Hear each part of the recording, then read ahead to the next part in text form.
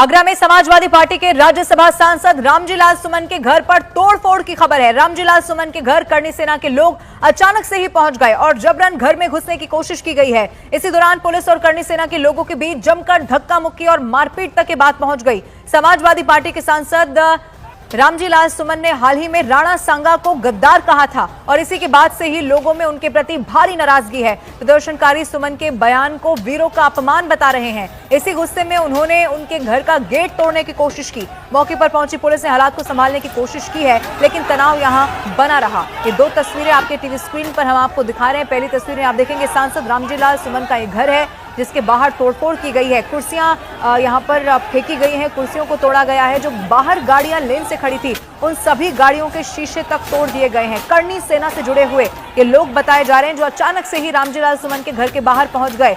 और ये घमासान क्यों मचा हुआ है ये भी आपको बता देते हैं। उन्होंने राणा सांगा को लेकर विवादास्पद बयान दिया, गद्दार शब्द का इस्तेमाल किया। राणा सांगा के बारे में बात करते हुए राणा सांगा को गद्दार कहा और इसी के बाद न सिर्फ देश की राजनीति इस बयान पर गर्म हुई बल्कि अलग अलग हिंदू संगठन से जुड़े हुए लोग भी इस पर नाराजगी जाहिर कर रहे थे।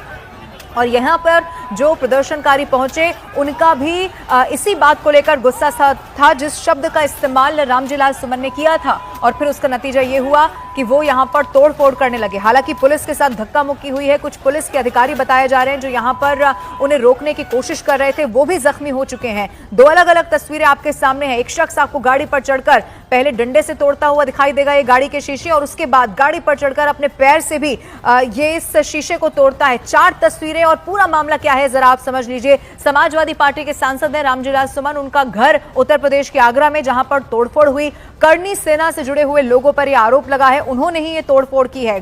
टूटी हुई कुर्सियां भी आप देख लीजिए। राणा सांगा पर यह बयान दिया था, संसद के भीतर बाकायदा यह बयान दिया गया था और इसी बयान में राणा सांगा को गद्दार कहा गया था। इस गद्दार शब्द पर जबरदस्त उनकी आलोचना हुई, विरोध किया गया इस बयान का और इसका नतीजा अब यह हुआ कि करणी सेना से जुड़े हुए लोग उनके घर पर पहुंच गए। इनफैक्ट गेट तोड़कर अंदर जाने की कोशिश कर रहे थे।